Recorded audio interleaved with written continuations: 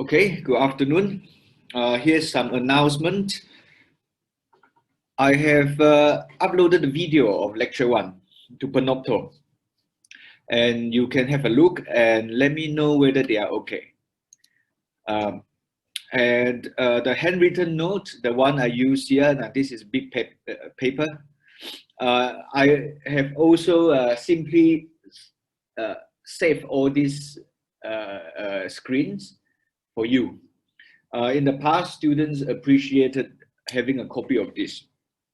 I have to say, I will not spend time to tidy up these notes. I would just, at the end of the lecture, I would just print all of them into a PDF and give you a copy. Okay, so if there's any thing that is not very beautifully written, forgive me, okay? And you get your assignment 1 soon, by Friday. And the deadline will be Monday, week 3. This sounds very far away, but time really goes quickly. So I will encourage you to start working on this as soon as possible, because the next one will come, assignment 2 will be uploaded by next Friday. So we will have to get into this routine of weekly assignment, more or less weekly. So please start as soon as possible, and you have to submit your work with using Blackboard. Okay, personally, I don't know how to do it yet, but I will figure it out soon. Exercise classes start on week 2. So this week, after today, technically you don't have any more thermodynamics to worry about. And finally, if you have comments or questions or anything you want me to know, want to discuss with me, please feel free to write to me or the TA. For example, if you think the pace is too fast, too slow, anything you want to tell me, I will be very happy to hear from you. Okay, so there is always something teachers would like to have, but these days we don't get to see our students. Therefore, any kind of interactions we can get will be very helpful. Okay, so last lecture, what did we talk about this last lecture? Last lecture, lecture 1, we started by giving a lot of definitions. So those definitions are kind of straightforward, but it will be important to know so we can discuss the same stuff. Okay, so we talk about systems, boundary, surroundings, the type of boundaries, closed, open, isolated system, etc. Okay, and then we got to this point here, which is the beginning of some rather important manipulations of variables. So here we talk about variables. So later we are going to talk about thermodynamic variables. So here we see this f, x, and y, and later we would really have to learn how to manipulate it with the thermodynamic variables. And that is why this slide is kind of the starting point of everything. If you pick up a textbook, for example, the recommended one, you see a lot of equations, so many equations, but they all really come from something very fundamental. Okay, so they all basically can be traced back to here, and then you manipulate all these partial derivatives, and you get something, all kind of equations. Some of them will be on the left hand side will be something which is very difficult to understand. On the right hand side, you get something that are measurable.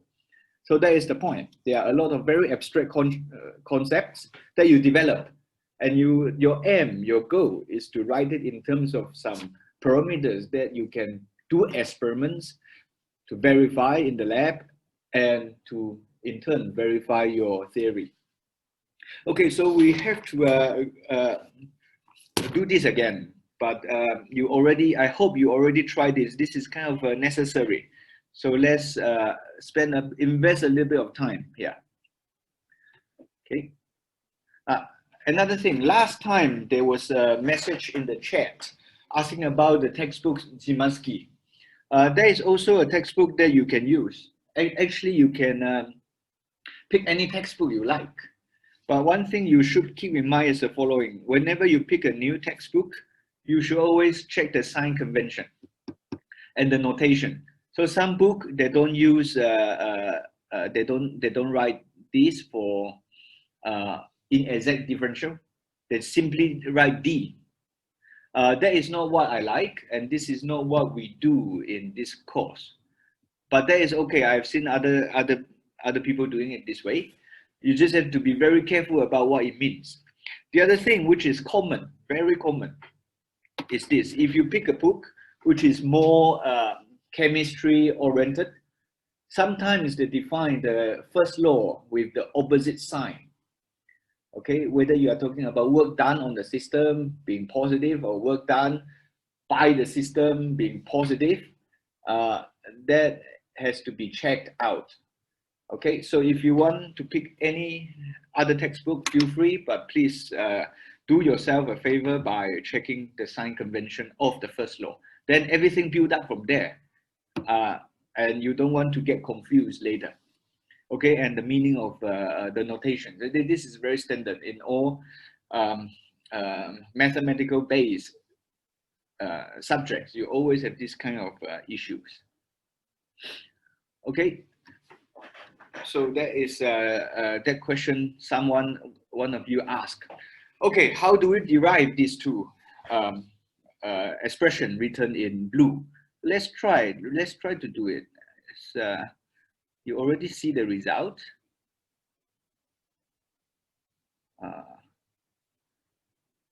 So we're gonna do it, and then we are going to try to use it right away today. So I hope you can really pay attention on today's lecture. We are not going to spend too many lectures on talking about partial derivatives like this. Okay, this is something you should have learned somewhere else, but this investment is important. Okay, so what do we have last time? Last time we have this, we are talking about functions of two variables. So suppose you know f, this is a function of x and y. Then you can ask yourself what happens to the change of f.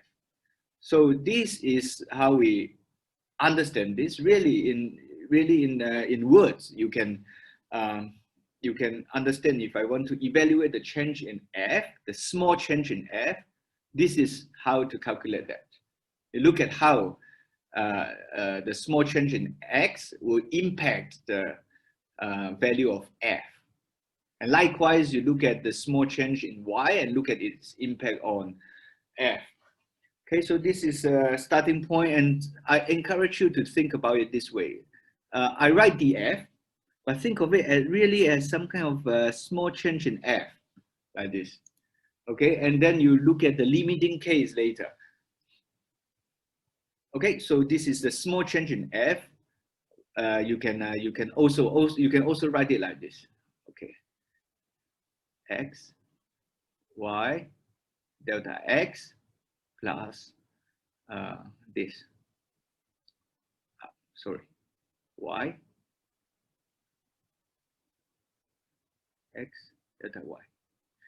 Okay, this is what I would like you to imagine. If you don't understand what is df, come back to the fundamentals, think about delta f, and then you will see from here you can do many things starting from this equation. Okay, so this equation is very important. It's so important that we should actually box it.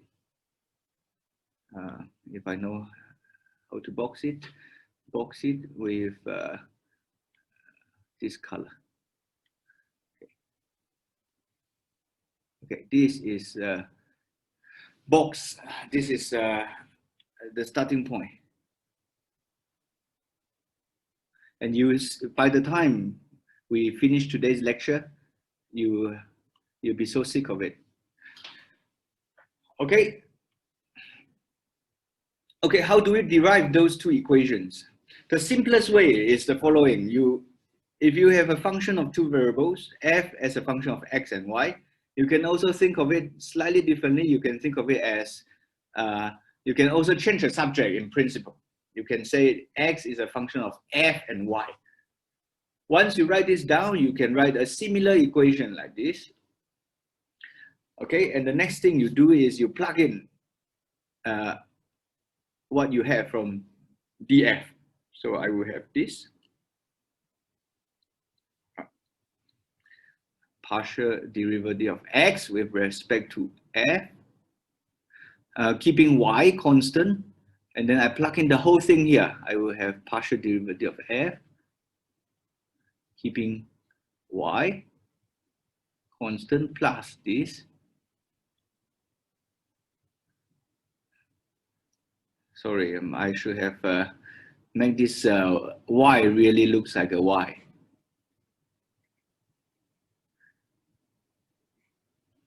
Okay, so d is multiplied by df plus partial derivative of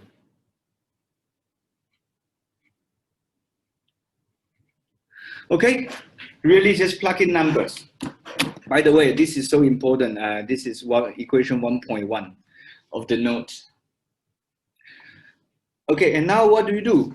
You compare the term between the left and the right. So you look at the coefficient of dx on the left and the coefficient of dx on the right. Okay, the coefficient of dx on the right is 1. So you can immediately extract 1 is this.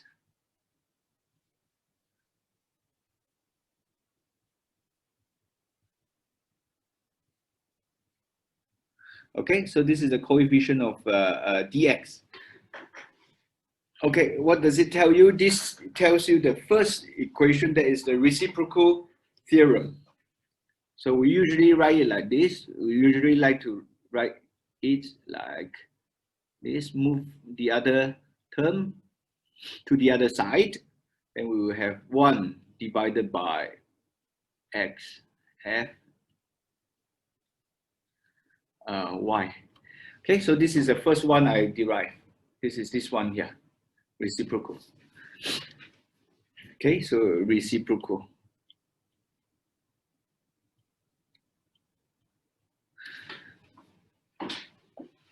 Okay, if you can compare the coefficient for dx, you can do the same for the coefficient for dy. Okay, let's do that. If you compare the coefficient for dy on the right hand side, on the left hand side you get 0. Okay, so this is the second one.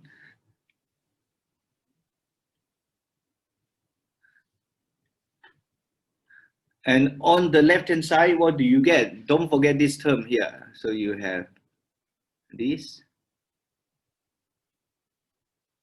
multiplied by this.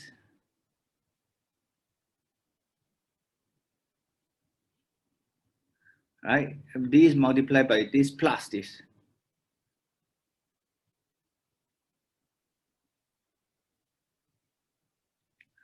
Okay. All right, and the next thing you do is you move this to the other side, and that gives you a minus. Right? You move this to the other side, you get minus partial derivative of x with respect to y is equal to this first term here.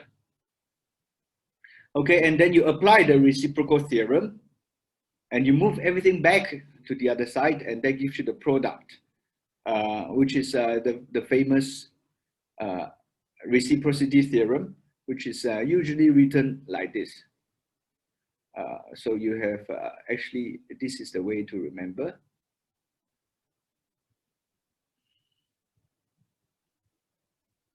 Okay, you write it like this. And then you fix the variable that is being held constant, whatever that doesn't appear here. This is, you only have 3 variables, f, x, and y. So here y doesn't appear here, so y has to be kept constant. Here you don't see f, so f has to be kept constant, and this is x. And this product has to be minus 1. Okay, and this is very frequently used. This is reciprocity theorem. Okay, and I recommend you to remember these two at least. Later you will see so many. I do not expect you to remember everything, but these two, if you remember, you will be able to manipulate partial derivatives very quickly. So what happens if we have more than two variables? For example, if you have more than two variables, you can have something like this. Okay, so this is a function with more than two variables. Let's say you have x, y, and z. You can actually have more, right? So in that case, this is how you relate the partial derivatives. Okay, so you see, one thing that is important is to see that all of this has to be the same. Okay, so these are the variable that you keep constant, and then you can write a lot of them. So if you have x, y, z, and u, so if f is a function of x, y, z, and u, if you keep one of them constant, then you can write this. This is basically just like chain rule. Okay, and if you have more than, here you see you already have more than three partial derivatives. And you might ask yourself, what happens if I have a reciprocity theorem? Can I have something like this if I have a function with more than two variables? Yes, you can. But then you always have a product of three partial derivatives. Okay, so what do you have to do? You have to keep two variable constant, and there will be a common one that you keep constant for all of them. So this is the one. Okay, and you always have only the product of three partial derivatives. They will give you -1. So this is something you have to be very careful. Okay, any questions so far?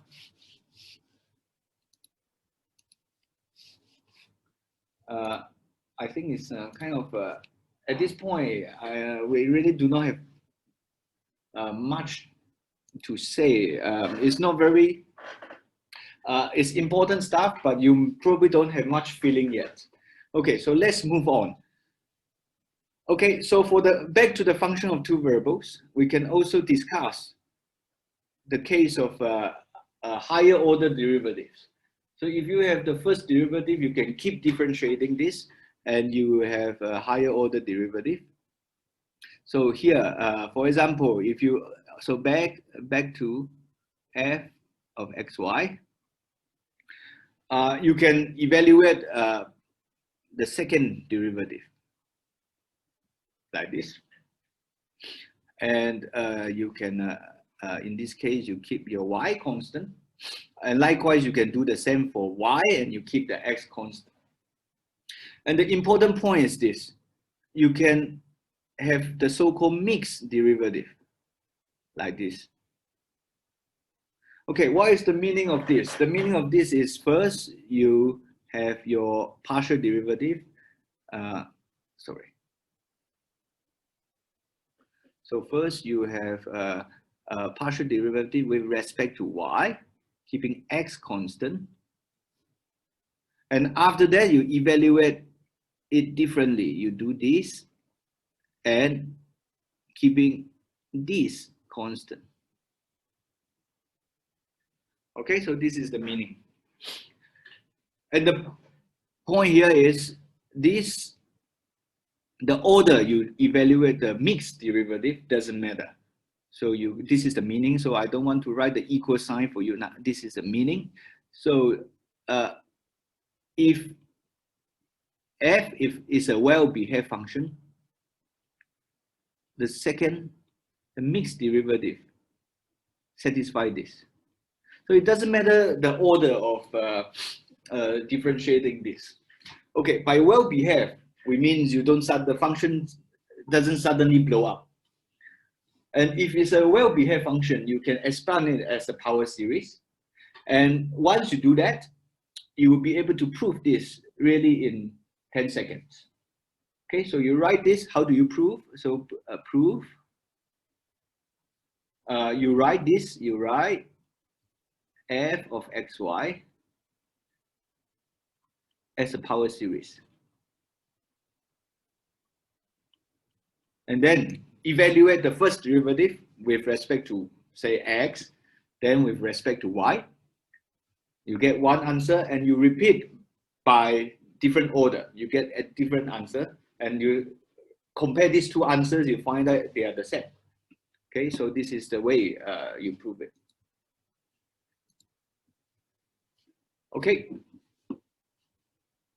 so now this brings us to this exact differential business.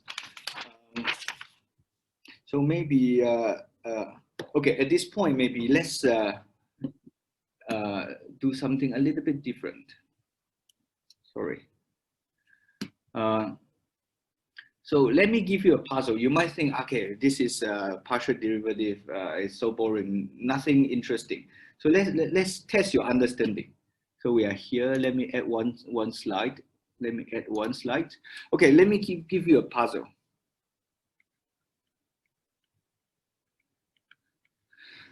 I'm going to give you two functions. F1 is x plus 2y.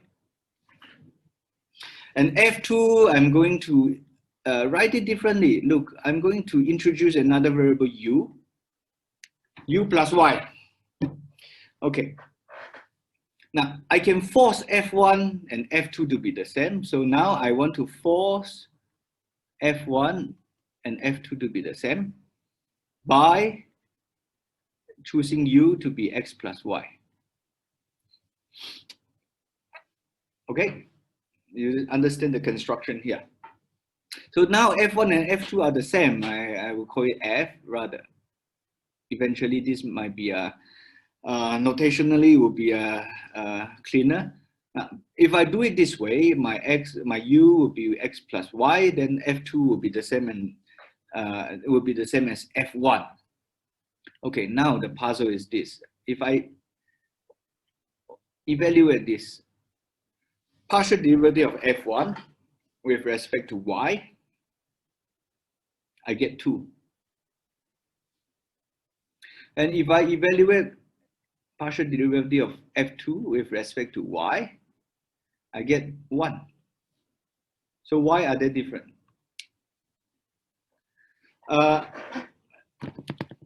You should be able to give me something. Everyone will be able to give me something here.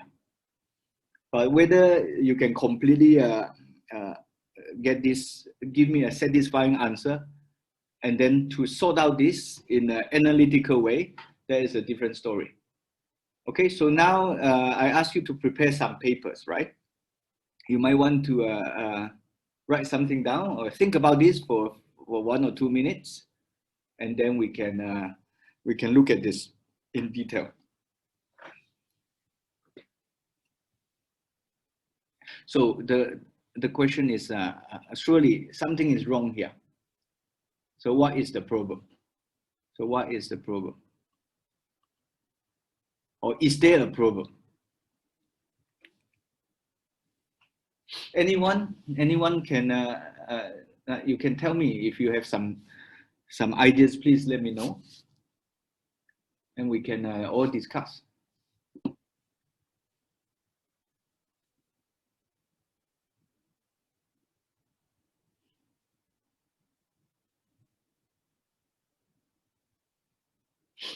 Okay, now this is some students already write something. These are of course correct. Okay, so the issue here is people are not very careful, and this happens. Now, this is a very simple example. This is a very simple example. So we can everyone, most people will say, this is of course not very rigorously written. So this is x, right? And this is really u. Okay. But I want to go a little bit deeper because this is so simple. We can actually visualize it a little bit more.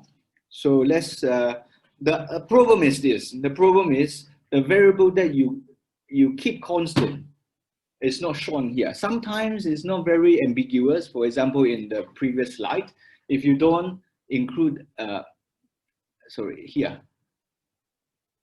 here, if you don't include y and x, it's not that much of a problem because I know what you mean. But very frequently in thermodynamics, this is not the case. In thermodynamics, problems that are more complicated than this often show up.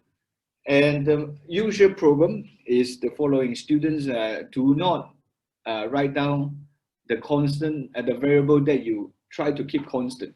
So my recommendation is this: if you are a beginner in handling partial derivatives, try not to be lazy, just write everything down. That will be really helpful. Okay, so I see some nice discussion here, and I want to really push it a little bit and give you a picture. Okay, so remember our function. I'm going to write this here. And hopefully after this will really stuck in your mind, and we will not have this kind of issue anymore for the remaining 12 weeks or 11 weeks. Okay, so this 10 minutes of investment is important. Okay, so this is my function that I force it to be the same, x and y. And then remember, I introduced this u, which is x plus y. Okay, so what is the geometry of the problem? Let's look at some curve here. So I'm going to call this x, I'm going to call this y. So what I'm going to give you is some contour of f. Okay, so I can choose a few. So I will plot some in green color. I'm going to give you, for example, this is a contour of f, right? So if I vary x and y along this line, I always get the same f, right? You can convince yourself that this has to be the case, right? You change the subject, y is minus a half x plus f1. There is a linear function with a slope of minus 1/2. Okay, so this is a contour, and this contour takes the value of 4, f equals 4. Okay, and I can do another one. I'm not going to spend my life doing this, so I'm going to give you one more. Something like this. Okay, this is really joining 8. It's not very well drawn. And this, you see, this will give me 8. So if I move along this line, this is the value my function has to take. Okay. And I can also do something. You might not appreciate why I want to do it this way yet, but I'm going to also plot the contour of u for you. So the contour of u, for example, I can choose the same starting point here, and I plot it in red color. This is a contour of u. So if I move along this line, I will have the same value of u. And what is the u here? The u will take the value of 4. Okay, and I can do the same and give you another contour. And if I start from 8, I will go to y equals 8 here. So this will give me the contour of u, and the value of u is 8 here. So I can keep doing this to fill up my XY plane. Okay, so I have already prepared something like this. Okay, so this is basically what I just discussed. So I plotted in with a computer software. So let me label this for you. This is u equals 4. I will color code it for you. So this is u equals 8. So the red color corresponds to the red color dash line. So this is u equals 12. Okay, and I change to the contour for f. So let's write it down. F is x plus 2y, and u is x plus y. So this is f equals 4. This is f equals 8. And then this line here is 12. And this line here is 16. These are all f.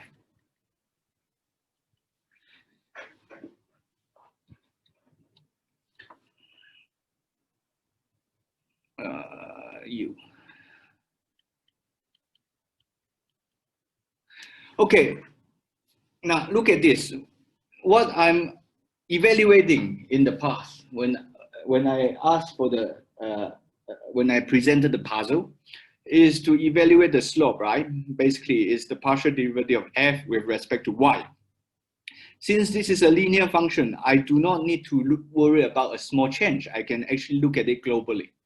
If you have a straight line, you don't need to evaluate the slope with a small change. You can do it any way you like because it's a straight line. So f is linear in both x and y.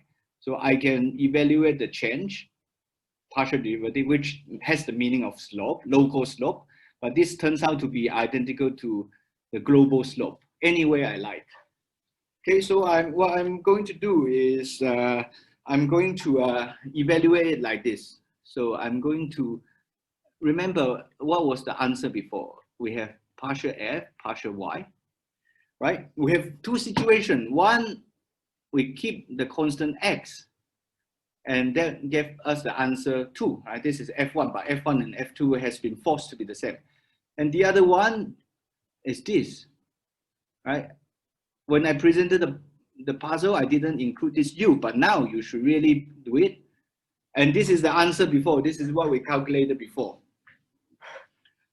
Okay, so this is what we obtained before. And how do you reconcile with this geometry interpretation? So I would just, for example, I can do it globally. So I'm going to choose a convenient point. I'm going to choose this point and try to move like this. So if I move from here to here, from here to here, sorry, I want to move from this point to this point here.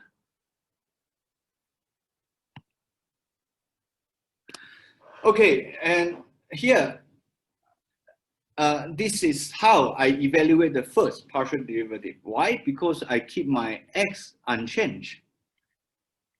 When I move from this point to this point and ask what is the change of the function f as I move this much value y. So this is really the first derivative, right? Because I do not change my x. Okay, and what is the answer? So this one is partial. This is really this. So this is from before. Okay, so from here to this, from this point A to B, so I will do AB.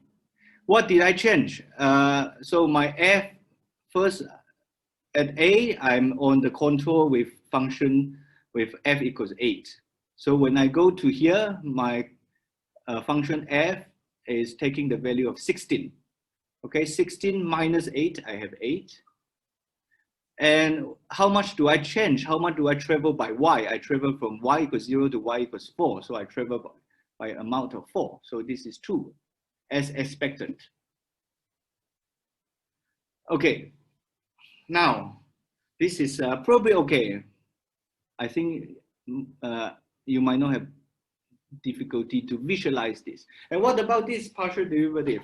How do you see this? Okay, the way to see this is I want to evaluate this by keeping a constant u.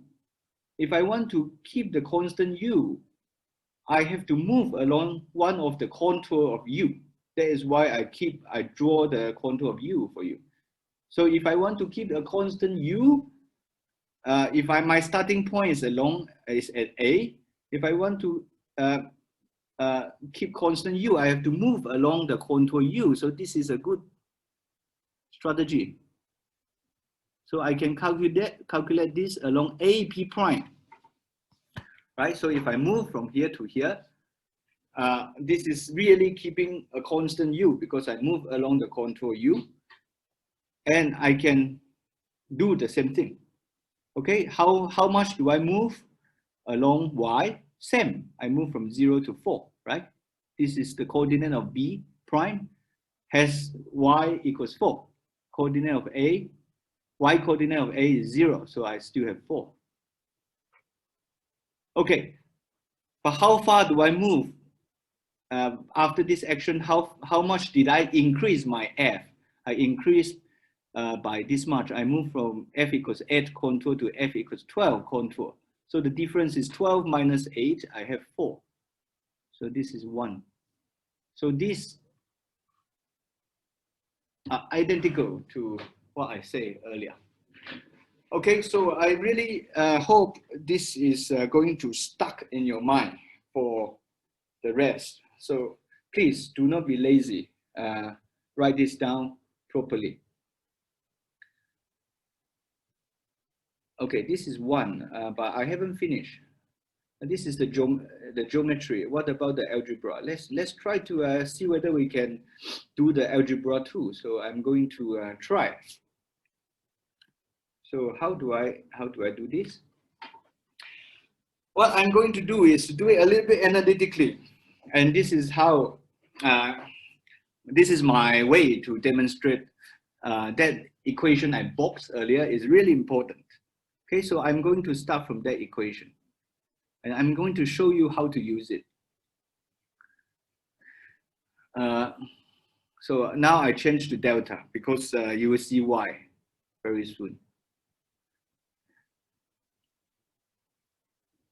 This is y, x, delta y.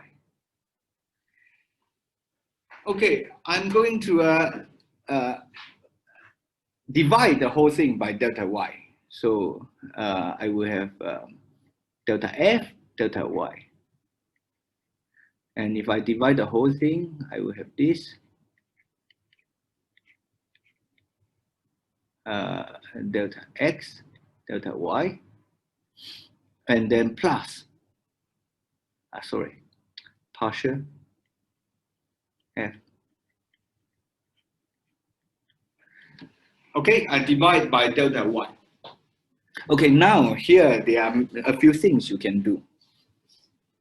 If you do something like this, you always want to ask yourself, what happens to this ratio?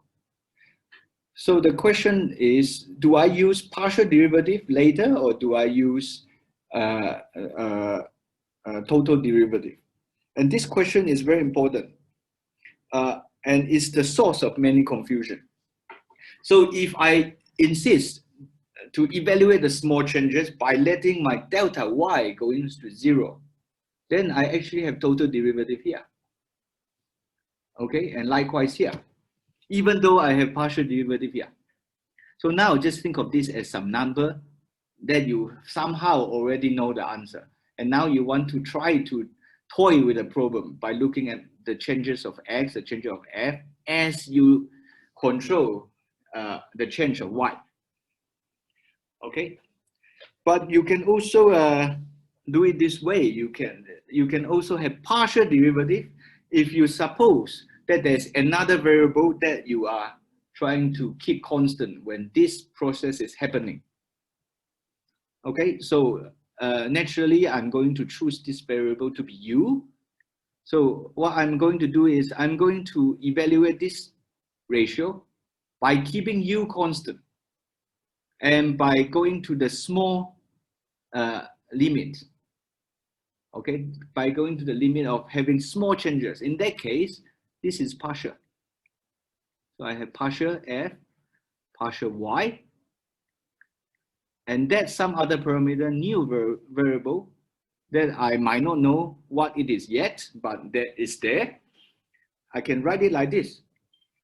And this, as I say, we do not change anymore because somehow we have to imagine we know this. And this also, in the same spirit, it becomes partial derivative.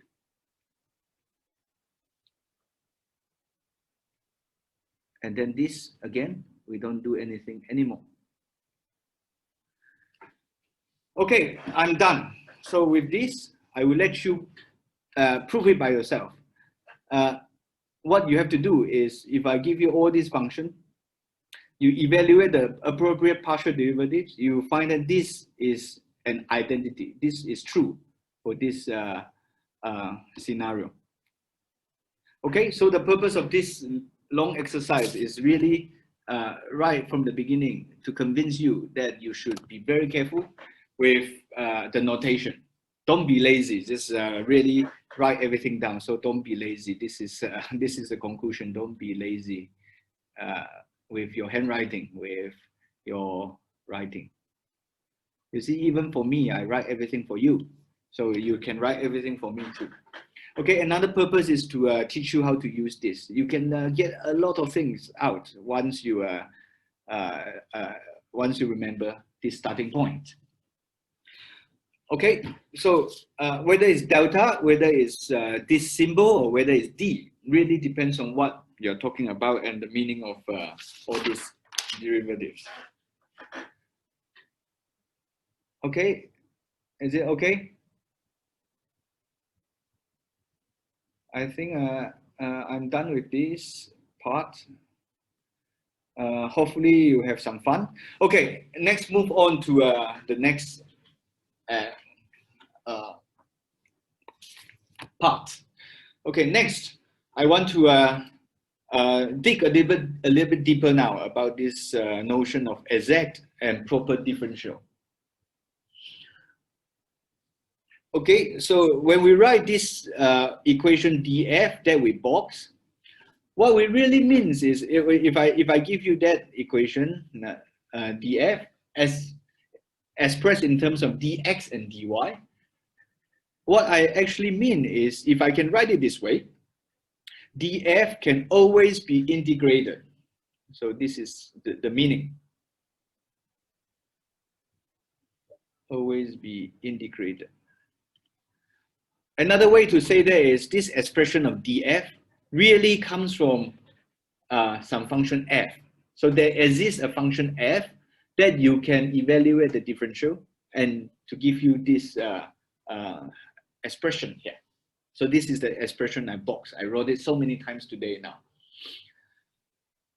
Okay, another thing is if you have a situation like this, the integral of df, df can always be integrated. And the other thing is this, the integral of df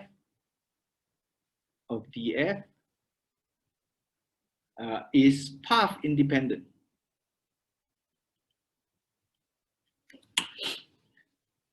Okay, and we know if we write d without a bar, this is a very useful thing for us to express a function of state. So if f is a function of state, if f is a state variable, then we can express this with df without a bar. And we therefore have this we have some of this equivalent statement. Okay, so let me start. I will say if f is a state variable, okay, sometimes function of state. So these statements are equivalent. If I try to integrate this from A to B, it doesn't matter how I go from A to B, I will always get the same answer. Okay, and you know the trick. In this case, I can go from A to B and go from B to A again. I can come back to the same place without worrying about what kind of path I choose, as long as I come back. Okay, so in this case, I can draw something like this, any path, which is a closed loop. So P is any any closed loop. Okay, and in this case, we must get 0. Okay, so if you have a state function, you have this. And earlier, before I went to show all this partial derivative puzzle, we already discussed the higher order derivative. So there, we know if f is well behaved, I can have df. I can also have the partial derivative, and more importantly, I can have higher order partial derivative, which I can evaluate this mixed derivative. Okay, so if you have a function of state, you also have another property like this. So it doesn't matter how you evaluate the second derivative, the mixed second derivative, you will always get the same answer. Okay, so this gives you some tool, right? So this gives you some tool to test whether a variable is a step variable. You try to evaluate the second derivative, okay, to see whether they are equal. Okay, so this is you will see this soon when we talk about heat engine. You saw heat engine before.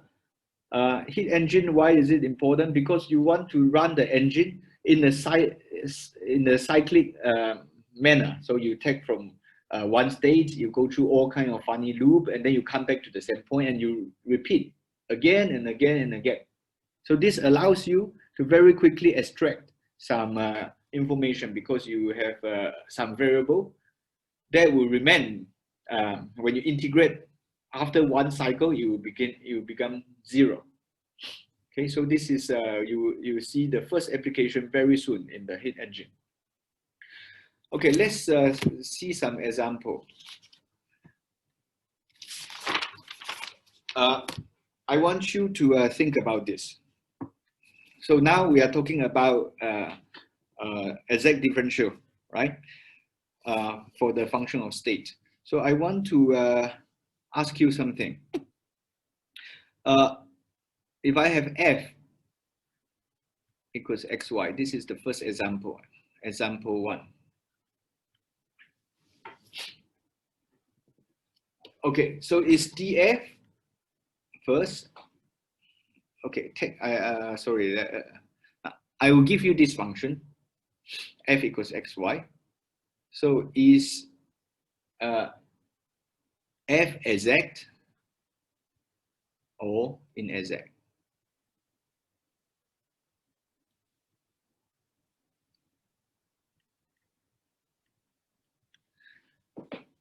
Okay, a very simple function. And how do you know? And what is the way to do it? How do you do it? Okay, and then and another way to say that is, do I write df or d bar f? That's the first thing. Okay, second, this is really the first part, sorry, this is 1. So for the same function, you need to answer the first one first. And second, I want you to tell me delta f, the change of the function f, going from, this is a function of two variables, f is a function of x and y, so I need to tell you how to go. So I want to go, I tell you the endpoint first. I want to go from 0, 0 to 1, 1. Okay, so I want delta f going from 0, 0 to 1, 1, following two paths. So this is y, this is x. So path A, I want to go diagonally from 0, 0 to 1, 1. So this is 1, this is 1, this is 0. So this is path A. And path B, I want to do it a bit differently. Path B, I want to go to the endpoint like this. I want to first travel from 0, x equals 0 to x equals 1. Then I want to travel vertically from y equals 0 to y equals 1. So this is my 1, 1. Okay, so path A and path B. Okay, I will give you let's take some 7 minutes break. And meanwhile, if you want a break, go ahead. And if you have time, take your piece of paper and start thinking about this. Okay, and after the break, we are going to talk a lot about this.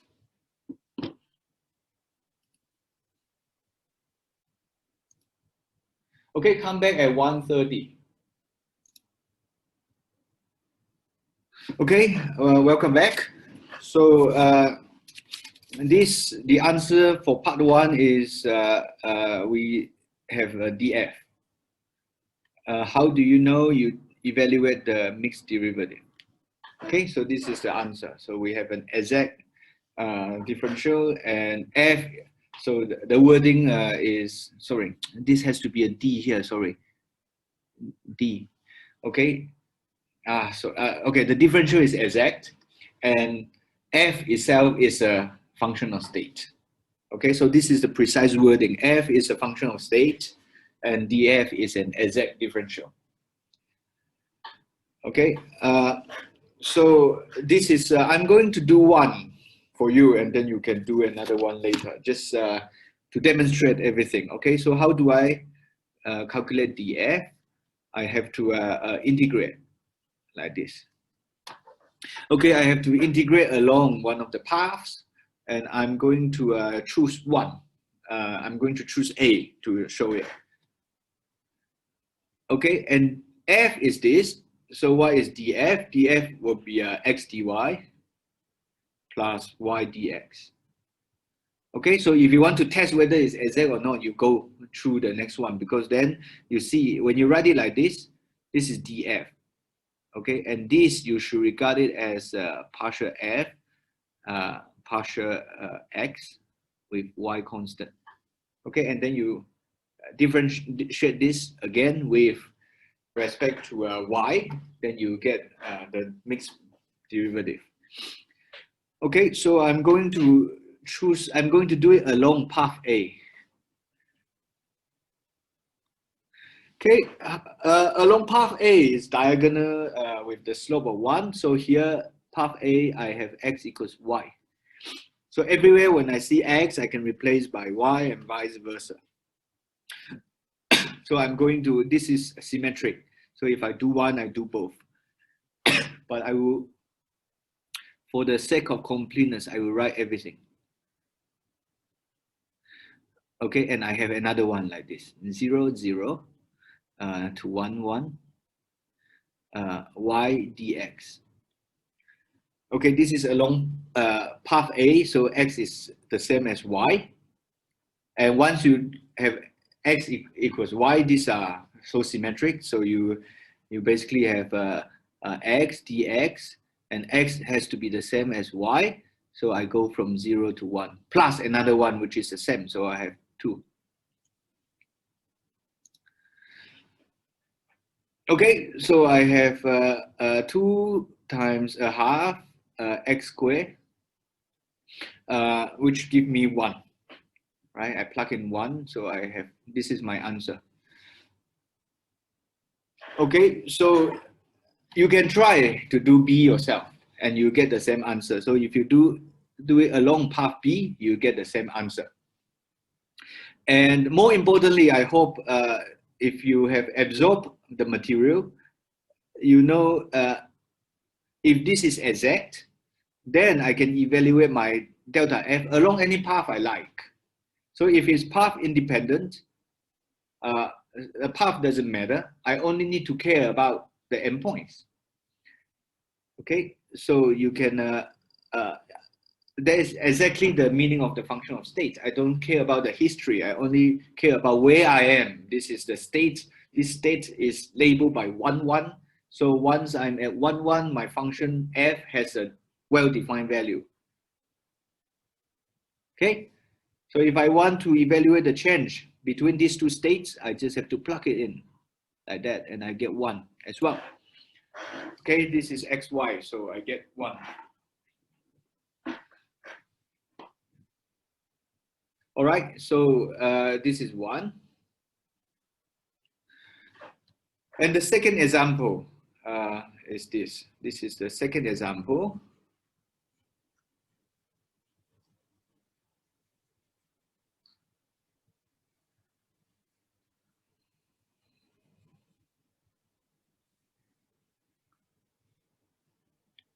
Second example, I will tell you explicitly that this is not a functional state. So I will give you d bar g equals y dx. Okay, I already tell you this is not a functional state, but I can still, in general, you cannot find a function g whose derivative will give you this expression. But you can still integrate, the condition being this. I need to tell you the path. Okay, so here you be careful when you do it like this. Path A, even if I give you, we want to compare the two examples. So I will give you exactly the same paths. And you realize you can try, okay, again, I'm going to do one for you. If I tell you the path, I can integrate this. But you realize if I have different paths, I don't necessarily get the same answer. Okay, so if I have 0, 0, 1, 1, this is still what I want to do, and I go from y to d, I go from 0, 0 to 1, 1 along path A. So along path A. Okay, what do I get? Here, x is the same as y, so I will have x dx. It's the same as y, so I go from 0 to 1. So it turns out that I will get a half. And again, I will let you play with the other path, this path B. And if you do it along the path B, you get 0. Okay, and therefore this again is a good demonstration that d bar G is in a Z. Okay, let me say it at this point. This is just a demonstration. Okay, I might be lucky to pick two paths. They give me the same delta G. Okay, and you might be this will be very dangerous for you to then conclude that dg is exact. So to really show that this is inexact, you really have to go through this mixed derivative test. And likewise for the example of f I showed earlier, I might be lucky to pick two paths that give me the same answer. Okay, I don't have enough time in my life to test all the paths. Maybe some other paths will give me something different. So you really need something else. And the mixed derivative is the way to tell. Okay, but here again, just a demonstration to show you my point. Okay, so now I want you to stare at this. If you are with me, still with me, now I want to do a little bit of thermodynamics now. So let me change color. Let me change to blue. Okay, we talk about d bar G, and then df, right? So f is xy, and then d bar G is y dx. Okay, so very similar notation. So now I want you to do something like this. I'm going to tag y. I'm going to tag y to be pressure, and x I'm going to tag this as volume. Okay, and look what happened now. So if I change my variable, my d bar G is P dV, which I know if I interpret this as the work done due to hydrostatic pressure, suppose I take my piston cylinder system, I can have this variable. So if I do it this way, this is actually proportional to d bar W. This is work. So I already told you work depends on the path. And therefore it's reassuring that the mathematical structure is kind of consistent. Okay, if I take y equals P, x equals V, what is my F? My F is PV. And this is exact. Why? Because again, if I think thermodynamically, what is the meaning of this? If I have my P times V, think about ideal gas. You know this is proportional to temperature. Okay, so this is a function of state, and this is work is not a function of state. Okay, so here this is kind of built into the structure of the mathematics. So this is work is not a function of state.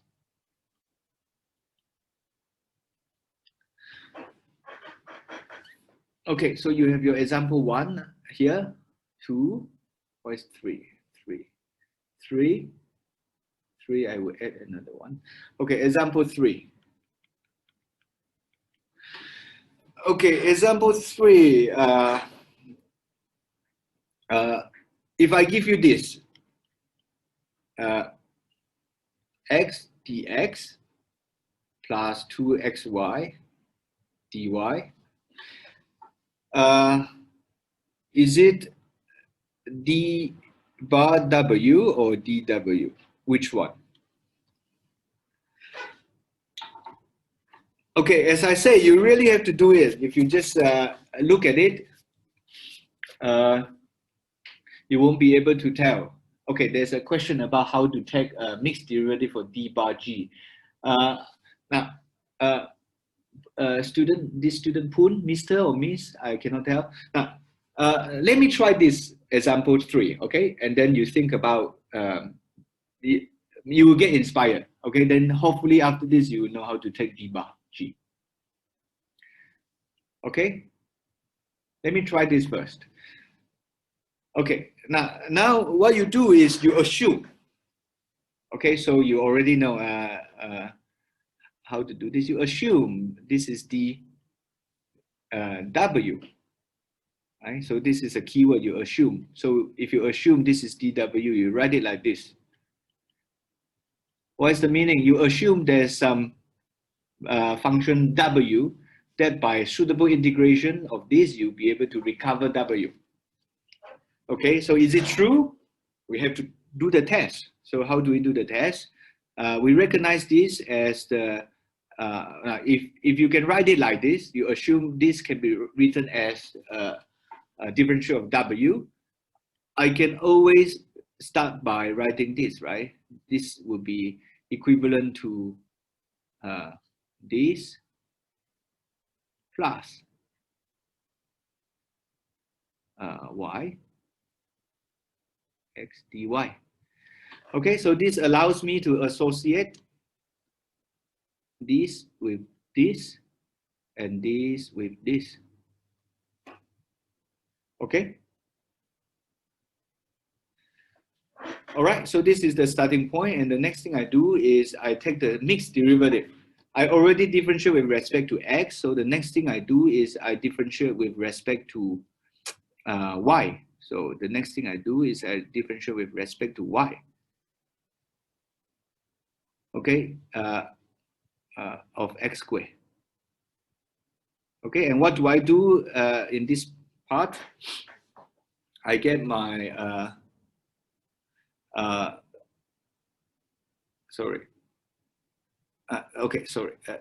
this is the first term. Okay, this is the first term. So this is the underlying term.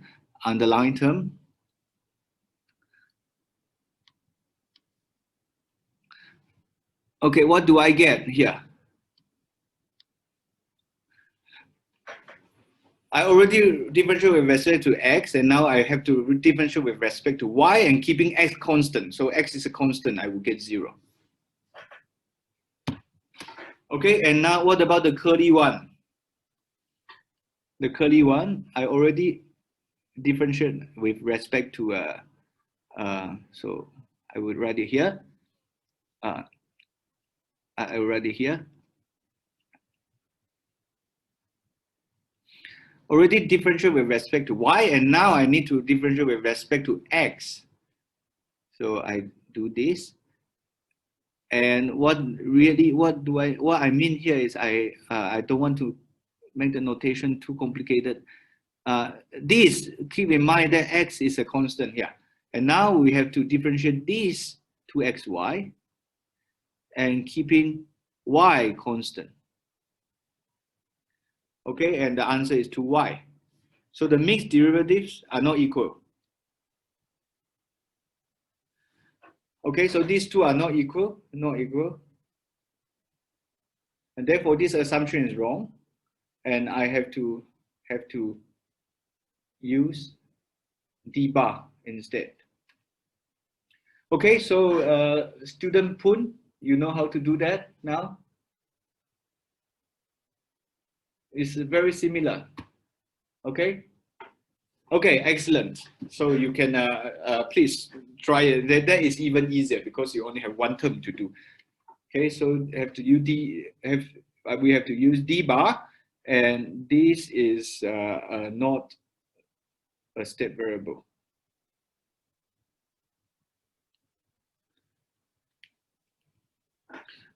Okay, so this is part one. Okay, I think you can follow me quite well, right? Here.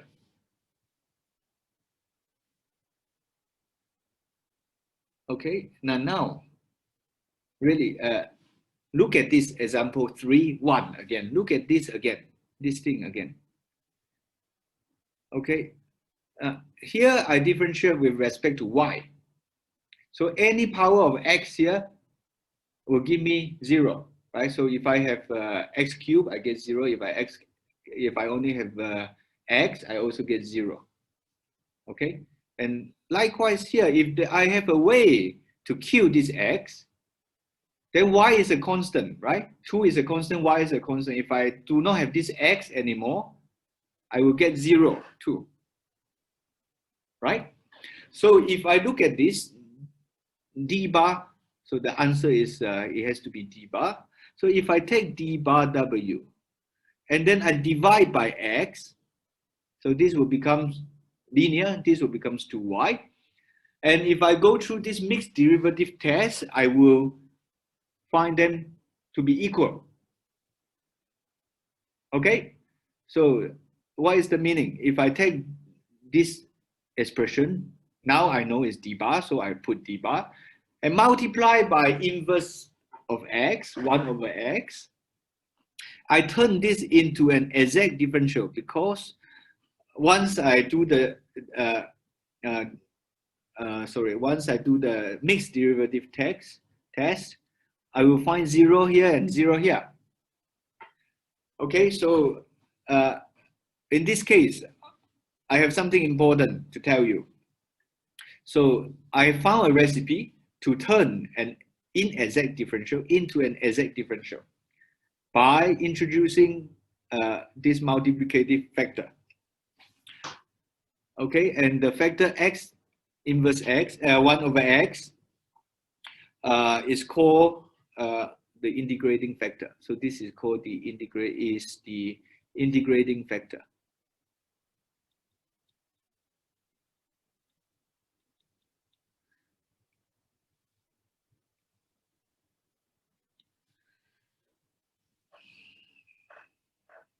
Okay, and in fact, what is this thing? Now this is an exact. I'm going to call it something else. I'm going to call it dw prime.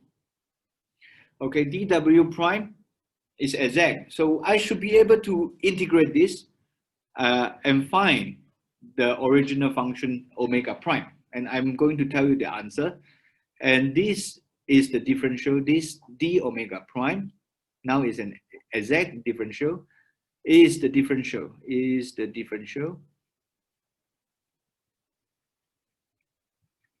of x squared divided by 2 plus y squared.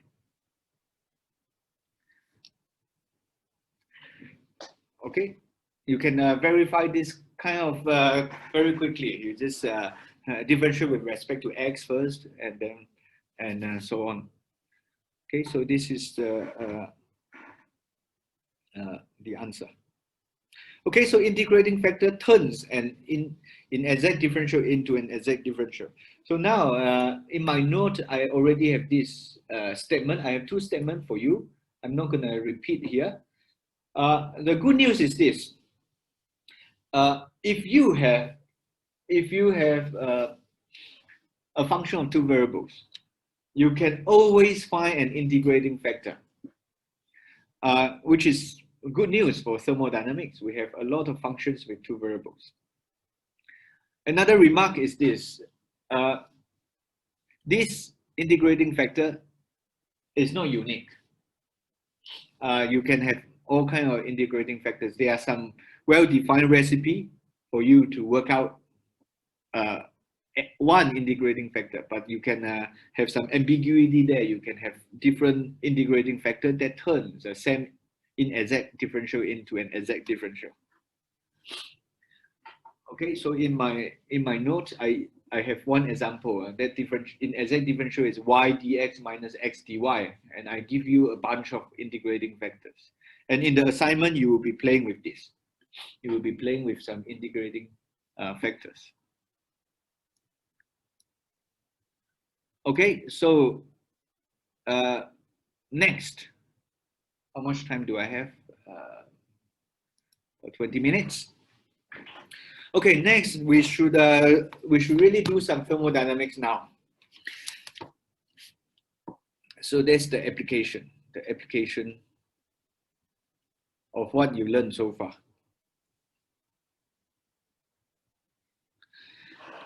I don't want to talk about f, x, y anymore. I want to go back and talk about v, t, and p.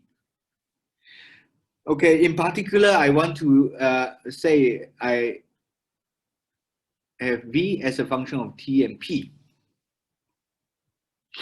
And what can we do here? Now, if I tell you v is a function of t and p, you can already immediately write down the change in volume, right? So I will have this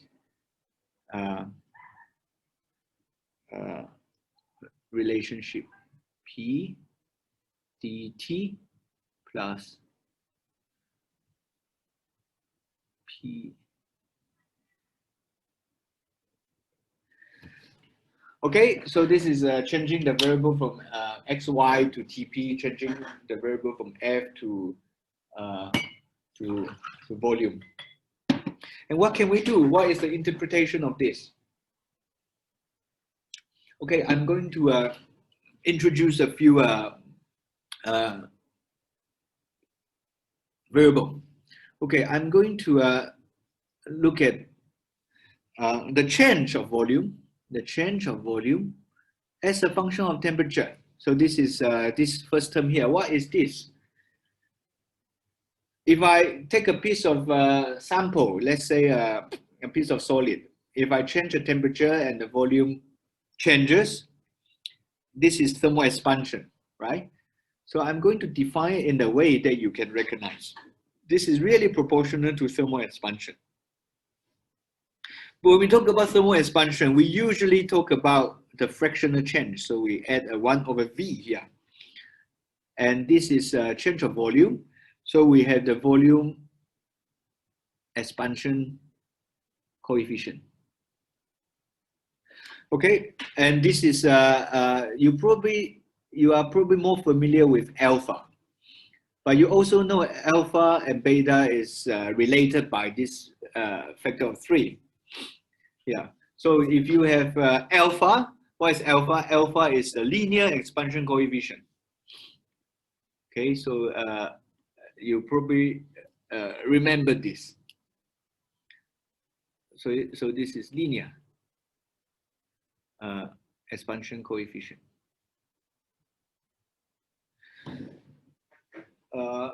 Again, to give you some number, if you remember at least the order of magnitude, this is usually given in the unit of per Kelvin because we look at the fractional change. Okay, so for copper, this is of the order of 10 to the minus 6. Okay, so this is 1. And look at the second term. What is this? This is a change of volume when you apply pressure. A change of volume when you apply pressure. What is this? So the change of volume when you apply pressure. Okay, so sometimes people add the word isobaric, which means you keep the pressure constant. Okay, so maybe for completeness, let me write it for you. Isobaric volume expansion coefficient. Okay, the second differential has this form, and this is isothermal compressibility. It tells you how easy it is to change the volume when you compress it. And because when you compress, you add pressure. But when you add pressure, volume goes down. So when the denominator is positive, the numerator is negative. So this quantity is a negative number, which we don't like. So we add a minus here. Another thing we want to do again is to discuss fractional change. So we add a 1 over V in front, and this is kappa. Okay, so this is isothermal compressibility. Compressibility. Okay, so again, to give you some numbers for you to appreciate this, kappa or copper is very, very small. This is about, it depends on the temperature. So this is 7.6 times 10 to the minus 12, sorry, per Pascal. Okay, so again, look at the units here. Okay, exercise. With this, there are a few exercises in the notes. Some of them ask you to prove, so you know the answer already. Okay, so if you get it right, you know it's right. I will let you try. Okay, I'm going to ask you to develop something from here. So from this treatment, I want you to apply this and develop an approximate equation of state. So equation of state, I will write it like this. For solid or liquid, I don't want to talk about gas because some of the assumptions will not be correct for this question. Okay, what are the assumptions? I'm going to assuming beta and kappa are nearly constant.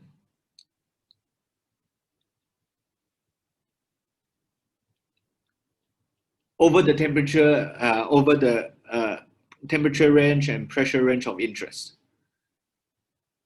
Okay, and I also want to invoke the, this is not so important, but the volume change, because we talk about solid and liquid, the volume change can also be ignored.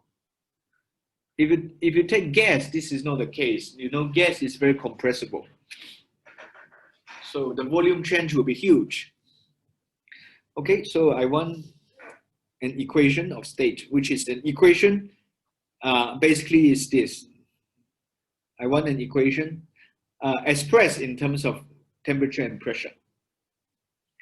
Okay, and how do you do this?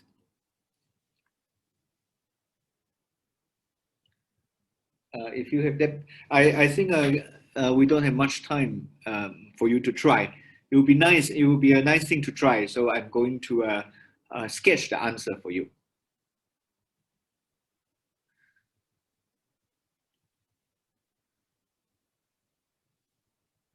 Okay. How do we do it? We take the equation I have already. I have my expression of dV. And now I'm going to plug in the definition of kappa and beta. Okay, so have a look first. Okay, I can pull it down a little bit here, and then I can drag it up again. So I don't want this now. I want it to be beta and kappa. Okay, so this first differential will just be beta times volume. So I will have beta times volume and dt. And then the second differential, the second partial derivative, I will have a minus sign. I will have a minus sign, and I will have the product of kappa and volume. That will give me dp. Okay, so I want to integrate, right? So I'm going to move 1 over v to the other side. And then I have beta dt, and I have kappa dp. And you see, I want this to be nearly constant, which means when I integrate, I don't really have to worry about the temperature dependence or pressure dependence of them. I can treat them as constant. So I'm going to integrate from some states I know, say, let's say labeled by 0, the initial state. So I'm going to, so 0 means this state is characterized by V0, T0, and P0. I want to look at a change. So this can be my reference point. For this assumption to be valid, I don't want to go too far. Okay, suppose I'm able to do this. I'm going to look at what happens when I move from V0 to V. So the initial state is this. The initial state, and the final state will be the one characterized by VTP. Okay, and then I can integrate this here as well from T0 to T and from P0 to P. Okay, so on the left hand side, I will get a log of V divided by V0, and that is the same as beta T minus T0 minus kappa P minus P0. Okay, and you can actually test this. I gave you the number for copper, so you can take the number for copper, and the exercise listed in the notes. Let me see which page. This is page 22. I will let you do this yourself. Exercise 3. So this is exercise 2. Exercise 1 on page 22. Sorry, page 22. This is exercise 2. Exercise 1 is very easy. You do it. You try to do something with the ideal gas. So exercise 3 of that page asks you to use the data for copper and do the calculation over there. I masked the answer. So if you do it correctly, you should get a number of the order of 670 to 680 ATM. Okay, so try this. And all the numbers are given there. It's very simple to do. You just apply this formula and then plug in the numbers. It's very easy, but make sure you really know how to do it. Okay, and the next exercise we can do, that is exercise 4. Exercise 4 is kind of interesting. So exercise 4,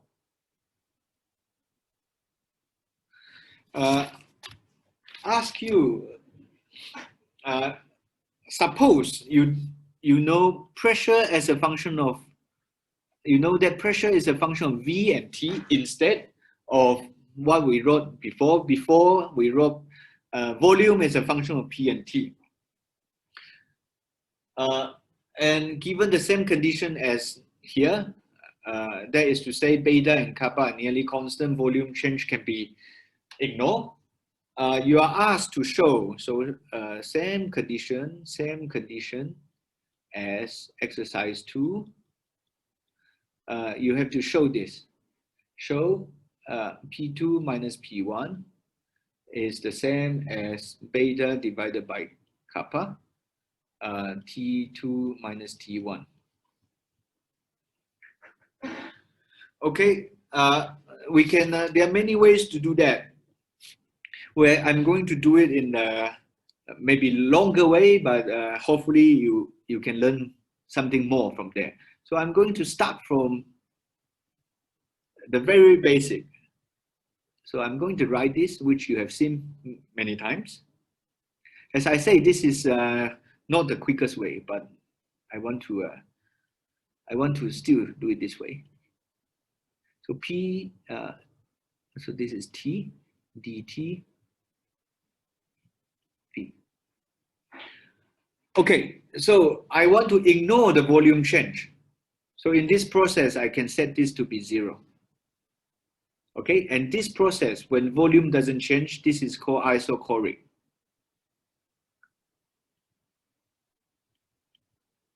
So this is an isochoric process, and I want to ignore the volume change. So in this case, you can almost immediately write the change of pressure.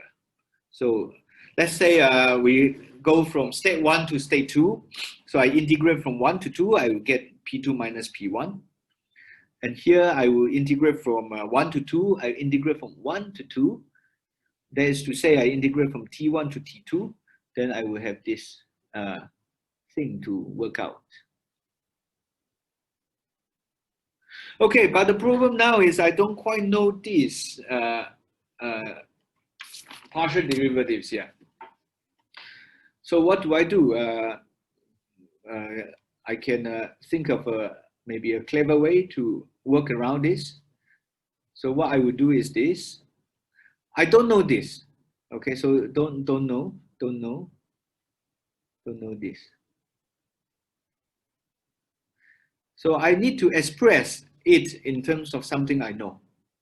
Okay, so this is a standard trick. I want to express it in terms of something I know. So let me try. How do I do that? So I know I can have the reciprocity theorem. So let me see whether I can make progress. So I have this delta p, partial derivative of p with respect to t, and then I will have two other terms. The next thing I write will be t and v, constant p, and back to p. So this will be t. And this product has to be -1, reciprocity theorem. And this is the thing I don't know.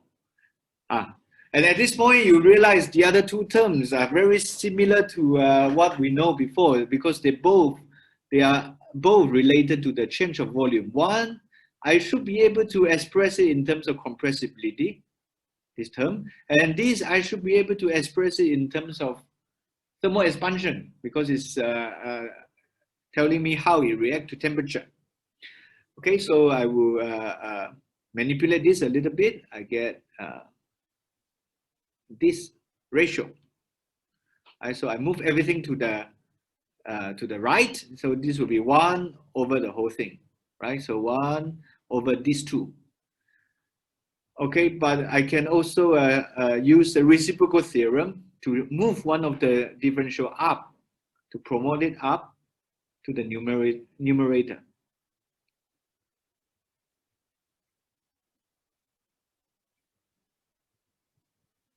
Right, is it correct? Let's have a look. So this one is right here. And this one, I will move it here, and then I take 1 over of that. I have to swap these two. So V is at the top, T is at the bottom. Okay, and I'm going to multiply by 1 over V for both. And here we go. We get the top is related to thermal expansion. So I get my beta. And remember the bottom, this is always negative, which I don't like. We actually define it as minus kappa. So that minus cancel with this minus, so we get beta divided by kappa. Okay, and here you can plug it in. You plug it in, and then the assumption is these two are not are constant. They are not a function of temperature or pressure. So then you can pull the whole thing out, and the final answer is very simple. So you can pull the whole thing out, and they are given by this result. Okay, so this is also given in the note. Okay, so much about this partial derivative. Okay, I don't have much time today. But the next thing we will talk about is next week. I want to spend the first part of the lecture to talk about thermal equilibrium. So basically, this is the 0th law of thermodynamics. So from there, the idea is when the writing of this is the following. I will give you the word first, and then we can do the analytical argument later. Okay, so wait a minute. I'm going to. So the 0th law says something like this: if I have one object in thermal equilibrium with a third object, right? So if A is in thermal equilibrium with C, and B is separately in thermal equilibrium with C, then A and B must also be in thermal equilibrium. Okay, so this is the wording. Okay, so that's it. That's only the wording. But then from here, we have to move from here and then establish something from this law. So what we have to establish is the following. What we have to do is to do some analytical argument to realize that when two systems are in equilibrium, there will be one quantity which is common for both systems. Okay, so there will be one function of state, one thermodynamic variable, which is common for both systems. And this, we can call it anything, but we choose to call it the temperature. Okay, so eventually we will get to this point, and this will establish the notion of temperature. That is to say, when you want to do thermodynamics, there will be a thermodynamic variable, which we can call temperature. Okay, so this will establish, eventually, what we want to do is to establish the notion of temperature, and this temperature is called empirical temperature.